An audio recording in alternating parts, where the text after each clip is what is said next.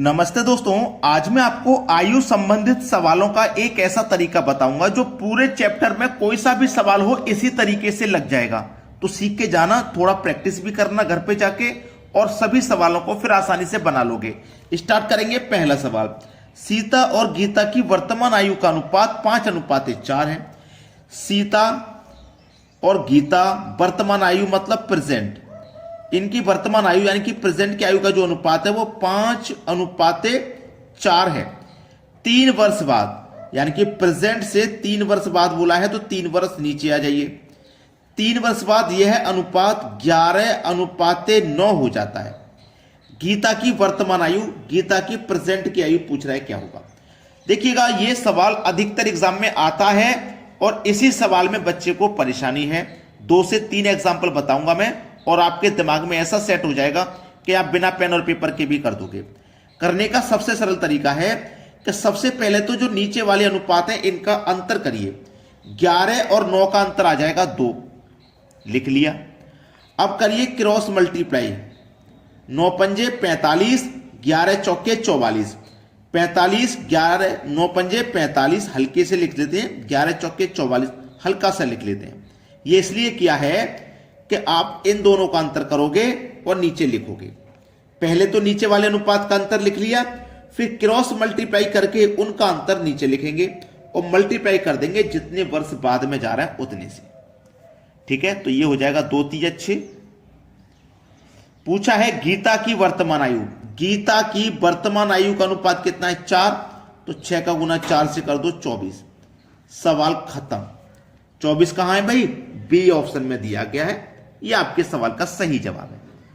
अगर आपको अभी भी समझ में नहीं आया तो मुझे कमेंट करके जाना, लेकिन पहले 2 से 3 एग्जाम्पल हैं इसके, अभी वो देख लीजिए।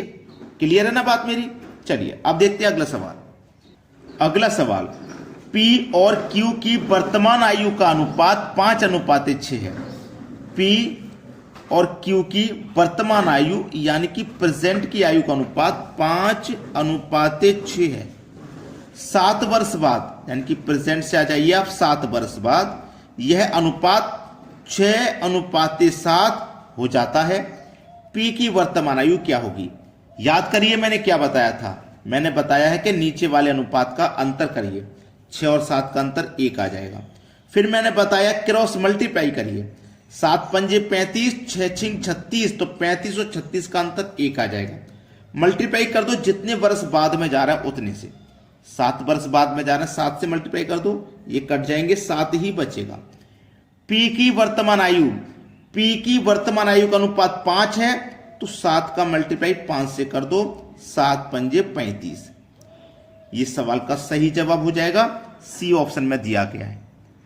मैं फिर कह रहा हूं, कमेंट में मुझे बता देना आया कि नहीं आया, और अभी एक और एग्जाम्पल है आगे, उसे देख के जाना, फिर देखते हैं कैसे नहीं आता आपके दिमाग में ये। अगला एग्जाम्पल देखते हैं।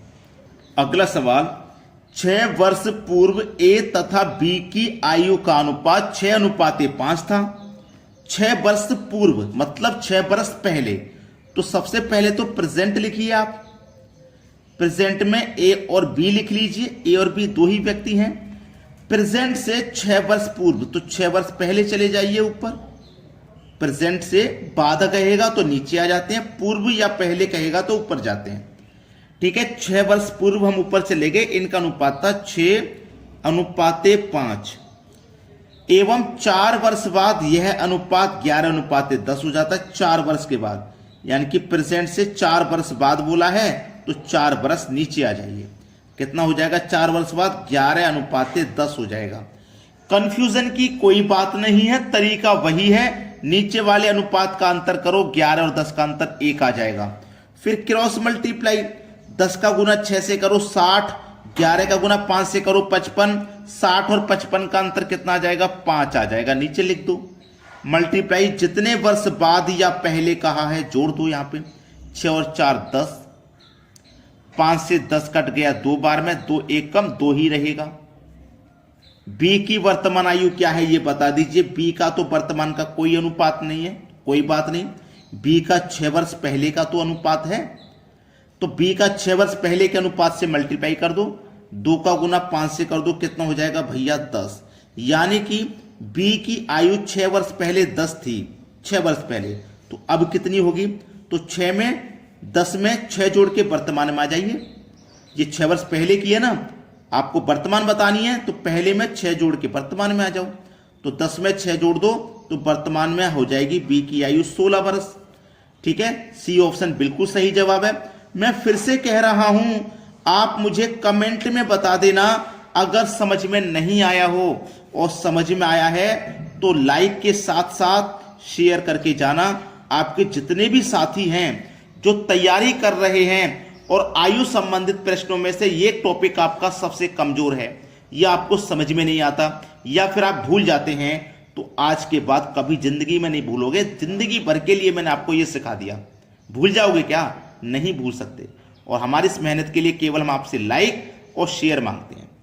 और वीडियो अच्छा लगा है तो कमेंट में जरूर बताएं आप किस राज्य से देख रहे हैं हमारी वीडियो को, कहां तक हमारा वीडियो पसंद किया जा रहा है, ये केवल अपने कमेंट में हमें बता दीजिए। ठीक है दोस्तों, वीडियो देखने के लिए धन्यवाद।